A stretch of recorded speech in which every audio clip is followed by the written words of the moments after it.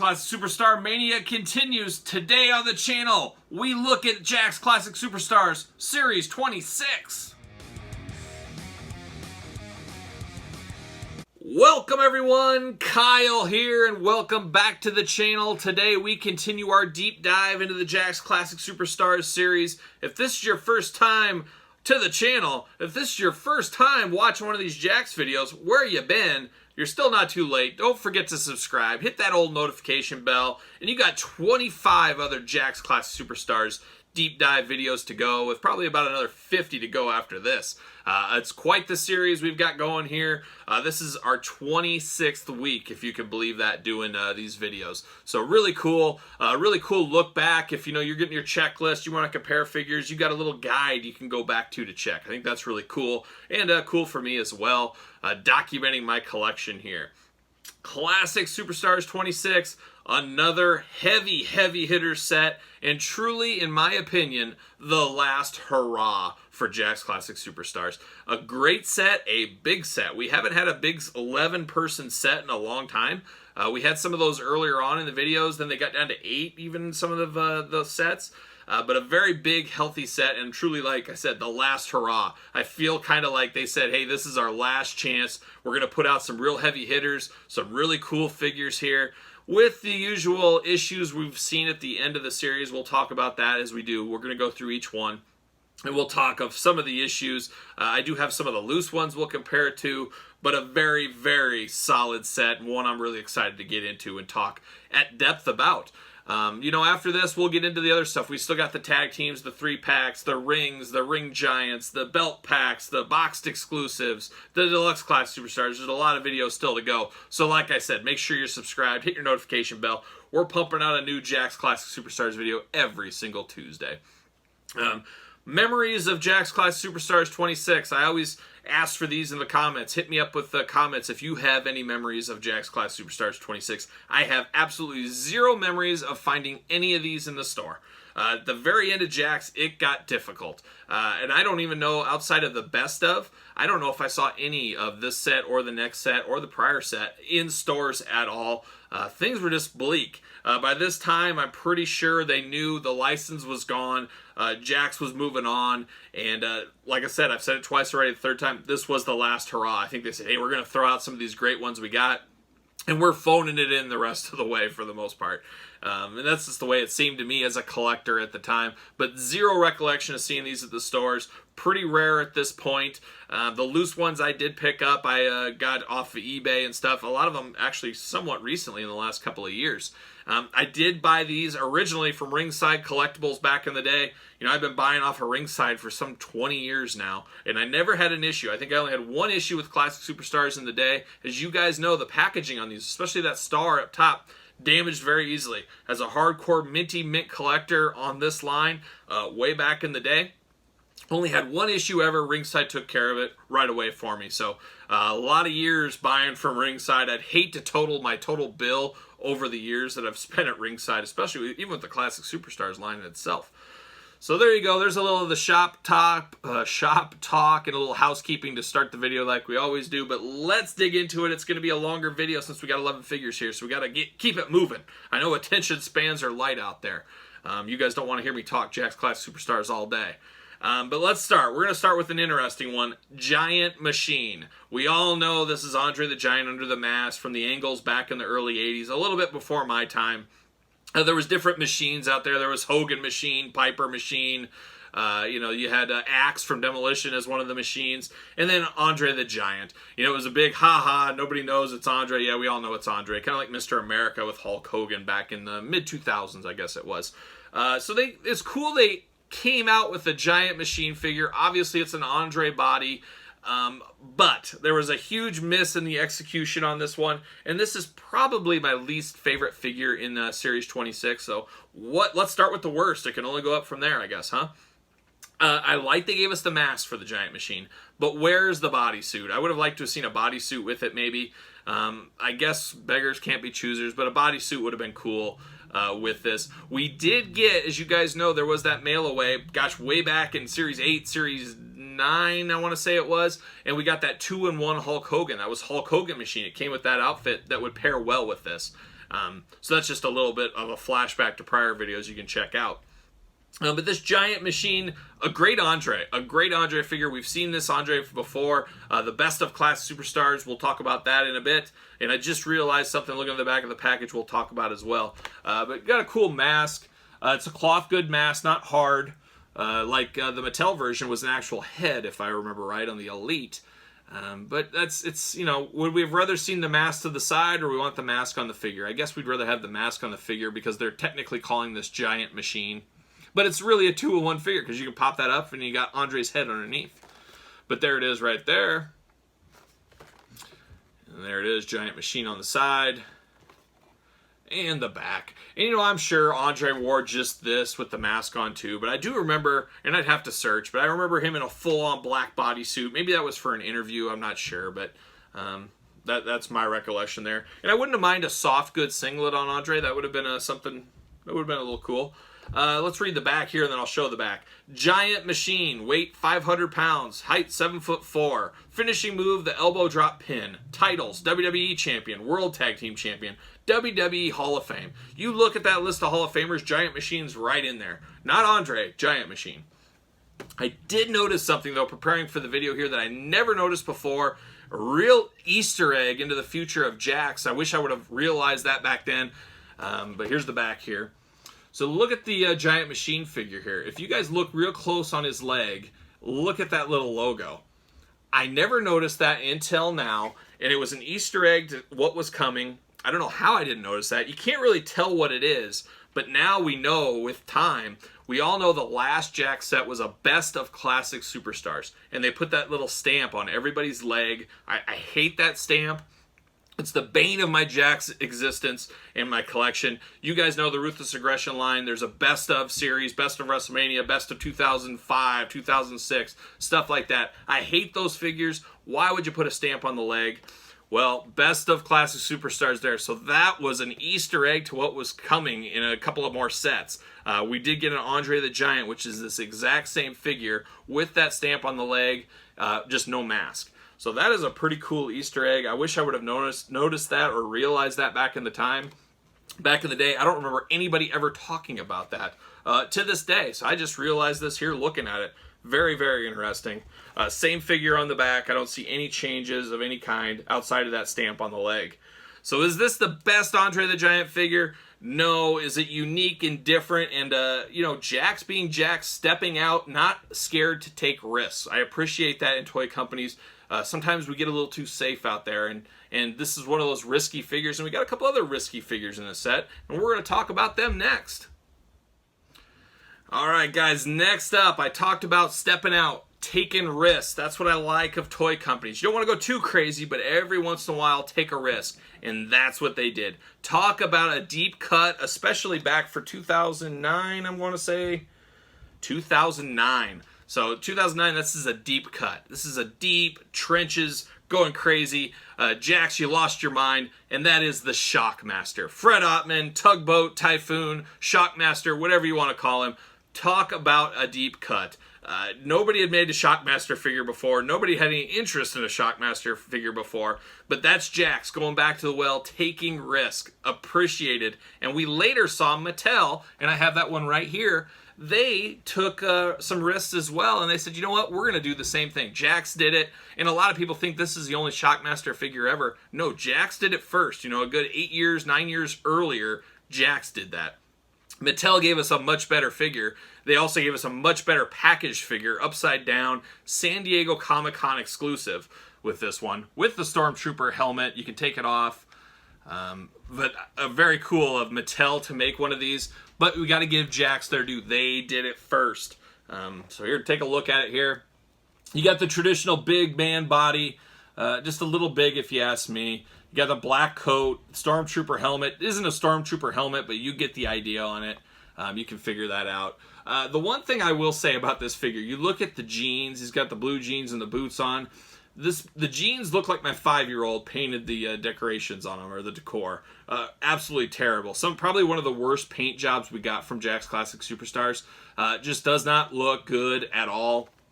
It's just a weird black lines. I mean, it really looks like somebody took a marker and drew it on the figure. Not really good at all. You can see that belt and all that kind of stuff down there. Just not good. That is the biggest gripe of all with this. But a good figure. Well, not really a good figure, but a good as far as taking risks and a deep cut. I remember seeing this. I said, this can't be. They are not releasing the Shockmaster. And they did. To mass retail. Mattel didn't even put it to mass retail. They made it as a San Diego Comic-Con exclusive. So there you go. Cool soft goods jacket, like I said. I hate that the wrist tape isn't painted, so it looks just like, I don't know, it looks weird skin around his wrist, so that looks really strange. You got Shockmaster on the side, of course. There's the glamour shot. That's what he looks like without the helmet. We can compare that to this one. Let's compare it to the Mattel without the helmet. Who did it better? Who has the better head? Very similar, actually. I think both are fine. I don't know. This one actually looks like my father-in-law. This is who it looks like in the face a little bit. So there you go. Shockmaster Mattel, San Diego Comic-Con exclusive. A deep, deep cut. Here's the back of the package. Not a lot to say back here. Look at that picture of him without the mask. You got the whole lineup down below. What's it say here? Shockmaster weight, 384 pounds, 6'3". As usual, I would have liked a little more description. There's a lot of empty black space there. Put, just a synopsis of the flair for the gold, falling down. One of the most shocking, in quotes, entrances of all time. Put something funny like that. I would have liked to have seen that. But it wasn't meant to be. But I do appreciate the risk Jakks took here. I prefer this over one of the LJN figures. That's for sure on my end. So there you go. There he is, the Shockmaster. Let's see who we got next. All right, next up we got one of the most popular WWE performers of all time, and you guys all know him, Bret Hitman Hart. Deep cut Bret Hart, a very hard to find Bret Hart, and also a forgotten Bret Hart in the Jakks Classic Superstars lineup. I don't know how many people have texted me or messaged me over the years saying, hey Kyle, do I have all the Brets? And they show me a picture, and 9 times out of 10 this one seems to be missing from people's collection. A real forgotten figure. We got another Bret to come here in a couple of series that's also pretty hard to get, but this one's always kind of forgotten because there's similar ones, but this one's different. I would have loved a matching Jim the Anvil Neidhart with this. I love this pink and black, the pink and black attack. Bret Hart. I really do enjoy this figure. I think this is one of the best Bret Harts. I really like this one a lot. But let's take a look at it there. He's got the pink heart on his singlet, the pink pants, the black knee pads, the black singlet there. No glasses with this one. But a very cool Bret. I really like this one. You got Bret Hart. Did they spell it right? Yep, they did. That's good. Got the glamour shot on the side. There's the whole crew below. And you got Bret up top, and then you got a little description. Let's see what it says about Bret. 234 pounds, 6'1", finishing move, the sharpshooter. Titles, are you ready for this? WWE Champion, WCW Champion, Intercontinental Champion, United States Champion, WCW Tag Team Champion, Royal Rumble co-winner, 94, King of the Ring winner, 91, and 93, and WWE Hall of Fame. World Tag Team Champion, WCW Champion, with Bill Goldberg, as I was told in another video. I don't know. I never missed a Nitro. I saw every single Nitro. I've never missed a Monday Night Raw, but it's amazing the stuff you forget. I don't remember him and Bill Goldberg being tag team partners, but alas, it happened. I saw pictures, and I saw a lot of comments on it, so there you have it. But a strong Bret Hart. Let's compare it to the prototype back here. I think all is the same. All is the same. I always loved the fist hand on Jakks figures, on the Ruthless Aggression figures. I always thought they had one of the best fist hands in the game. Just a little note there. But besides that, not a lot more to talk about this Bret, but I really, truly like this Bret. I find it to be very underrated and very forgotten. Let's see who we got next. All right, next up, I would say this is the weakest link of 26, and like a lot of these sets, this is the LJN representative. Last series, we had Jeff Hardy. This series, we got Matt Hardy. So I appreciate that, putting them back to back, because you're not going to put 2 LJNs in the same set. But I guess we're glad we got both Hardys. It makes sense for what they're trying to do. But once again, this one looks too anime for me, too Japanimation. It's like the Trish, the Jeff, and the Matt. They just don't look right. They look funny to me. Not a big fan of this figure as far as the LJN representative. There it is. Traditional Matt pose back in the day. There you go, Matt Hardy. And you got the little glamour shot of him. It just looks funny. It looks like he's hiding walnuts in them cheeks. I don't know what's going on there. Is he's packing nuts away for the long winter? I don't know. There it is, the group down below. You got Matt up top. We'll read about him here in a second. Let's see what it says. Matt Hardy, 236 pounds, 6'2", finishing move, the Twist of Fate. Titles, ECW Champion, United States Champion, World Tag Team Champion, WWE Tag Champion, Cruiserweight Champion, Hardcore Champion, and European Champion. So a lot of titles for old Matt. I do have a loose version of the LJN right there. There it is. I don't know. Like I said, not a huge fan of this LJN one. Does have the dreaded sticky disease. We talk about that a lot on the channel. You put clear packing tape on him and you can kind of deactivate that stickiness. But I have seen these classic LJN inspired. The plastic does get sticky over time. You can fix it. You come back 3 weeks later, it's starting to get sticky again. So there's just something with the plastic. I don't know if eventually, long after I'm gone and long after my kids are gone, if this eventually just disintegrates, does it just become one with the earth and just totally fall apart? I don't know. Time will tell, I guess. But I like that this one stands very easily. There's no issue standing this one with the bell-bottom type pants and stuff. But the strongest representation in the LJN set, not at all. A favorite of mine, not at all. But I'm glad if you're going to get Jeff, at least we got Matt. So I think we'd all agree that's the good course to take, and we're glad Jakks did it. So there you go. The LJN-inspired Matt Hardy. All right, next up in Classic Superstars Series 26, we got one that is missing in our Elite Mattel collection, and we're talking about Mr. Fuji. Mr. Fuji, one of the most iconic managers of all time, also a former wrestler, as most know, WWE Hall of Famer. Managers are something we don't see much of these days, not like the glory days of the 80s and even early 90s.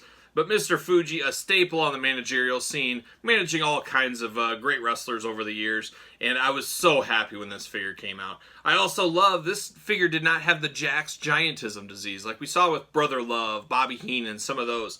They gave him the short, stubby legs. We also saw these with, I believe, Taz, the announcer Taz, later on, or probably about the same time, actually, in the Ruthless Aggression lineup. But Mr. Fuji, probably one of my most wanted Mattel Elites, one of the most wanted manager Elites for sure. I would love to see a WrestleMania Build-A-Figure set. If they do that every year, you know, Danny Davis, we'll talk about him soon. Danny Davis last year, they did a Paul Ellering this year. Give us a Mr. Fuji next year. Give us some of these managers. You know, we've got Bobby Heenan, so that's good, but there's other managers we need to get. And Mr. Fuji is so iconic. You can get this look. You can get the non-face paint look. You can also get his time managing Yokozuna. You can even get his wrestler appearance if you really wanted a super deep cut, which Jakks did do, and we'll talk about that when we get into the 2-packs. But let's take a look at this Mr. Fuji figure. Just solid. Absolutely love this Mr. Fuji. Comes with his patented cane. He also comes down here a little number, WWE Marathon, number 507. That is a deep cut Easter egg. Do you guys remember that when from, I think it was Primetime Wrestling or maybe even TNT way back in the day. So that's a cool Easter egg, a cool sign of something there. Comes with his bowler hat, top hat, the suit, of course. He does have the face paint around his eyes, so you know you can. I display him with my Mattel Demolitions loose. We'll show that here in a second, but you can also put him with the Powers of Pain as well. As you guys know, he managed the Powers of Pain among tons of other guys. But absolutely love this figure. A slam dunk. I believe the prototype was a little different. It is. But we'll compare here. Let's look at the side there. Mr. Fuji, of course. There he is. Looking only like he can look on the side. And you got the back with the whole lineup below. Mr. Fuji up top. Just looking all stoic up there. Looking to the sky. Let's see what it says about Mr. Fuji. 5'10", finishing move, the sleeper. Titles World Tag Team Champion. A lot of people maybe have forgotten that over the years. He did have an open hand on the prototype. Does not have that here. But an awesome figure. Looks just like him. We need more Mr. Fujis. We need a Mr. Fuji Mattel Elite. And speaking of, like I said, I have a loose one that I use with my Jakks, or with my Mattels. There he is. A high dollar figure these days. Very hard to get, very sought after, as you can imagine. Once Mattel hopefully one day releases one of these, or maybe if AEW starts a Classic Superstar series, maybe we will get another Mr. Fuji. It's just been long overdue. I think a lot of us out there would agree to that we do need a Mr. Fuji figure. So there you have it. Mr. Fuji, an iconic manager, and one of my top wants in the managerial line for any other figure line out there. All right, I touched on it during the Mr. Fuji review. We got Dangerous Danny Davis, referee edition in the Classic Superstars line. Would have loved a 2-in-1 or possibly another Danny Davis figure in his kind of black and white stripe suit when he wrestled. We have never gotten that figure. The Classic line, I think, would have been the one to get. I would have loved it if they would have used that Andy Kaufman body and gave that to him. Instead, they went the safe route. They gave us a referee figure. We have not gotten a ton of referee figures over the years, so we do appreciate getting a referee Danny Davis, but I held out hope at the time we'd get the wrestler Danny Davis that I could pair with Jimmy Hart and the Hart Foundation. Maybe we'll get that from Mattel one day. It's probably not going to happen. We did get the Build-A-Figure Danny Davis in last year's WrestleMania Elite set, so some of you guys probably have this one or are more familiar with this one. But that came in our Mattel Elite set Build-A-Figure. I think Mattel is leaving a lot of money on the table with the Build-A-Figure idea. I think it would be a way to get hardcore collectors to buy every line of basics if they stuck those in there, or it would be a high-priced figure on the aftermarket and give a little bit of buzz to the basic series. But that's for a Mattel video one day down the line. But let's talk about this Danny Davis.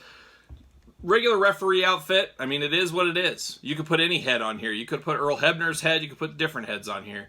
But it's Dangerous Danny Davis, the heel referee back in the day, as most remember him from.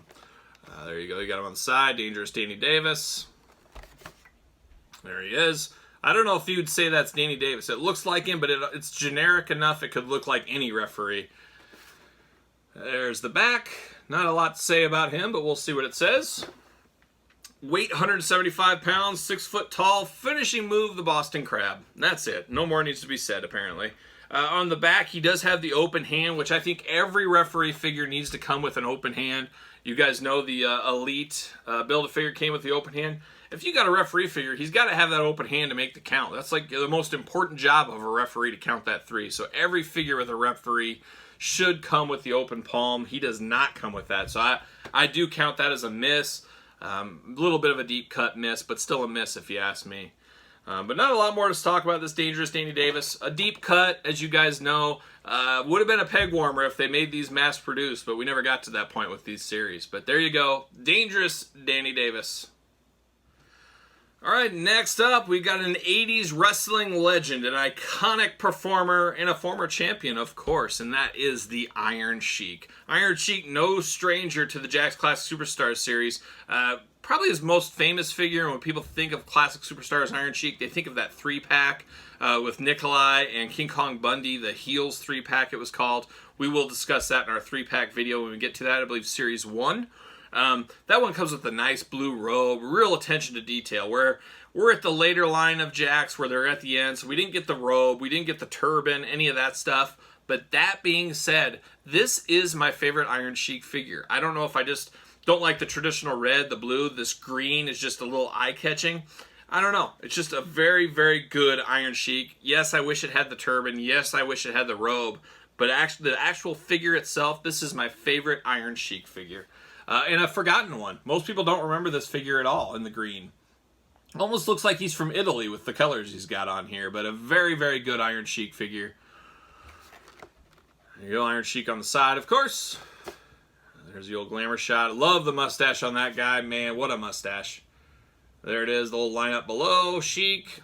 I believe the prototype's spot on. No difference on the prototype. Yeah, same old thing. Iron Sheik, 258 pounds, 6 foot tall. Finishing move, of course, the camel clutch. He'll make you humble all day long. Titles, WWE Champion, World Tag Team Champion, and of course, WWE Hall of Famer. Like I said, my favorite Iron Sheik figure. I don't know what your guys' favorite Iron Sheik figure is. I'm sure a lot of people like the Mattel. Really, the most iconic Iron Sheik figure of all time, no doubt about it, you'll never change my mind, is the LJN. I think every kid of that age had that figure. A very popular figure back then. But as far as classics go, maybe controversial, but this is my favorite one. So there you have it. So we talked Iron Sheik. Now let's talk about a different Sheik. Just straight up the Sheik. All right, now we're talking deep cuts in the Classic Superstars line. Totally deserved. Absolutely love this figure, but a deep, deep cut that a lot of people are probably totally confused, scratching their head back in the day like, wait, we already have the Iron Sheik in this line. Why did we get 2? And this guy doesn't look like the Iron Sheik. There's a mistake here. You know, as much as we think we know a lot, and there's a lot of hardcore wrestling fans and old school wrestling fans like myself out there that know of the Sheik, I would bet you phone out everybody across the nation, across the world. It's a pretty deep cut as far as wrestling, modern, mass-produced wrestling figures go. You don't see a lot of Sheik, and that's a little bit of a head-scratcher. But once again, that's Jakks stepping out there and being risky. Doing risky business to please hardcore collectors. You wouldn't see Mattel do this. I wish they would do stuff like this every once in a while. I do feel they play it a little too safe at Mattel from time to time. I get, you know, Mattel is a massive company, and it's harder to play risky games with Mattel. You got too many investors, you got the stock market, you got to watch all that stuff. Where Jakks, a smaller company, not known at the time in the same circles as Mattel. And, you know, the mid-2000s, people were throwing things at the wall to see what sticks. The glory days of the 80s and 90s toys were gone. Kids were getting into more technology. The 2000s were a really interesting period in the toy business. Maybe that's a video down the line. I won't drain that too much. But the Sheik was one I was excited for. Especially, I'd heard of the Sheik. I'd seen some of the stuff. But I got to know the Sheik most when I found out that this was Sabu's uncle. He trained Sabu. And he also trained Rob Van Dam. You guys know, without ECW, I probably would have dropped out of the wrestling game back in the day. When I was at my lowest period, ECW brought me back up, and RVD and Sabu were a major part of that. So I got to thank the Sheik for that, and I love getting these deep-cut classic figures in the line. So there is the Sheik. The funny thing is, it's basically pretty close to that same Iron Sheik. Got same tights, same boots, same everything, just painted differently. Once again, we talk about it a lot on the channel. That's Jakks being smart. Saving money is what that does. Saves money and gets us a new character. He does come with a turban, which I really appreciate. If somebody had to have a turban, I would give it to the Sheik over the Iron Sheik, just because this is the one and done figure. And this is a figure we'll probably never see again from Mattel or whoever gets the license next. I just don't see it happening as much as I would like to see it happen. Detroit wrestling icon, a little too regional for most major companies, I feel. There you go, the Sheik on the side. Sheik on the side. And of course the back.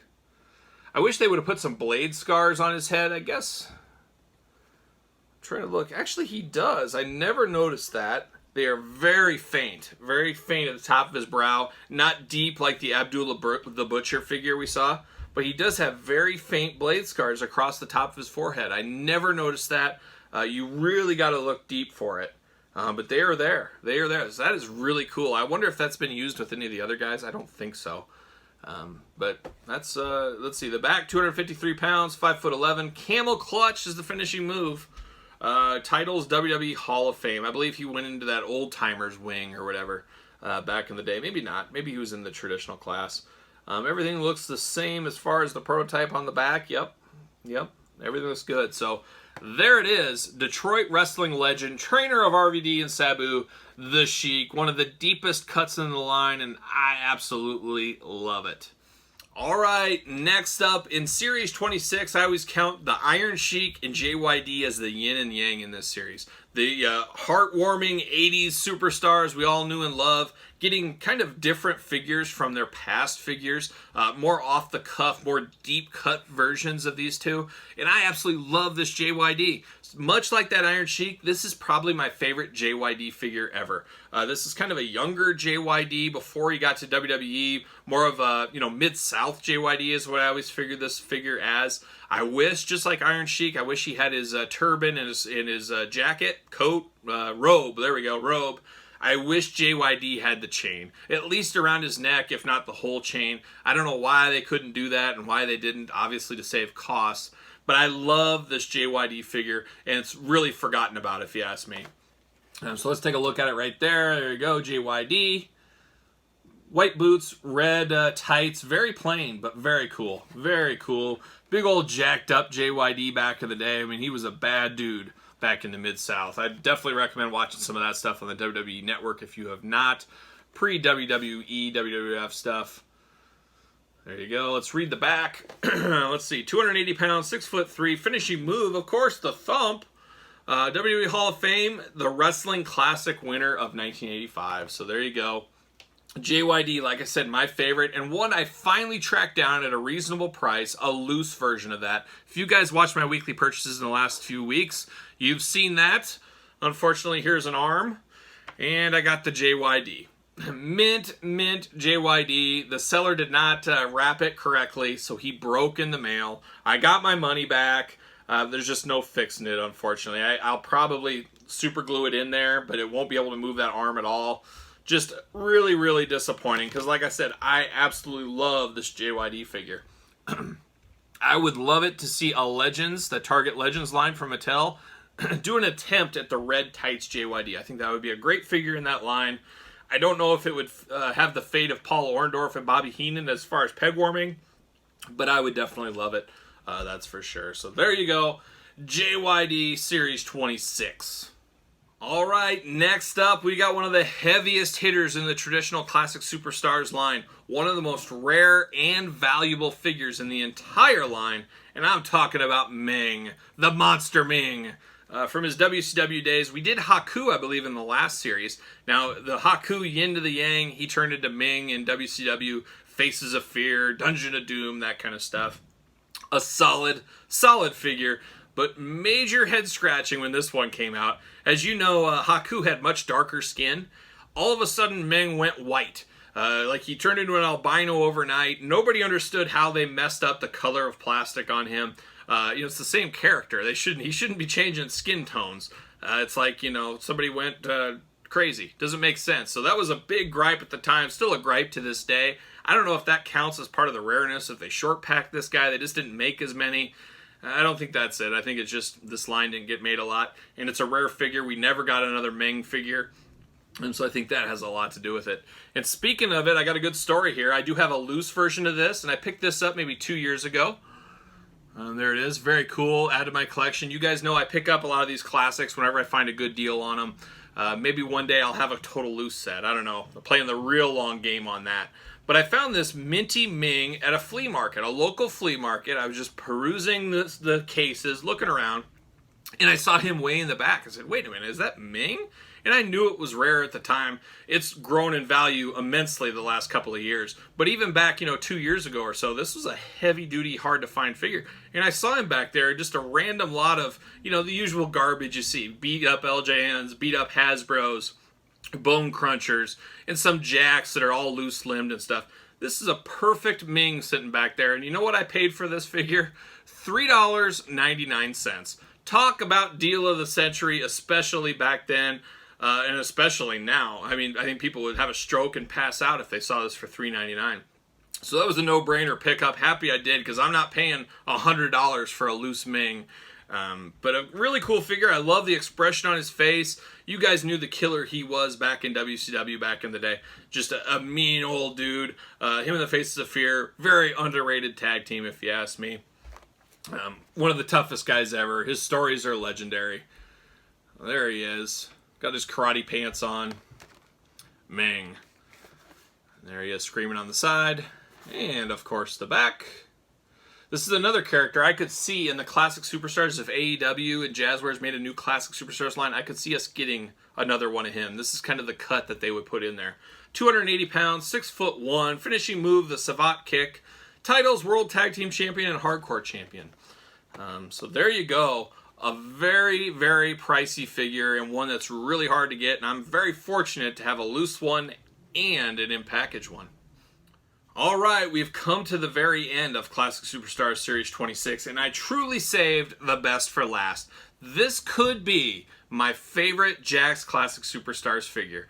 I love the Ultimate Warrior, I love Ric Flair, but as far as guys that stole my heart, that don't have a lot of figures, that really didn't get a whole lot, we're talking Dr. Death Steve Williams. We did get a Dr. Death back in the Bone Cruncher days, but outside of that, that's pretty much it for the American figures. And Dr. Death was such a big part of my teenage years as far as wrestling and my video game playing and stuff like that, and even time in the 80s. My first exposure to Dr. Death, I think, was with Terry Gordy, the Miracle Violence connection. Actually, it was before that. It was back in the NWA-UWF merger days. That's when I first remember him. But I really fell in love with him with Gordy in that tag team. Those matches against the Steiners, tremendous.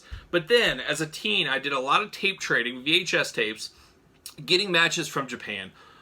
All Japan Pro Wrestling was my favorite Japan promotion, and it had a lot of these guys in it. You had the Stan Hansens, the Vaders, the Johnny Aces, Dr. Death, a lot of great ones. And then you had the Kawadas and the Masawas, stuff like that. Guys I absolutely loved. The hardest hitting wrestling you could ever imagine. Just phenomenal. His finishing move, the backdrop driver, was just the first time I saw it, I could not believe what I was seeing.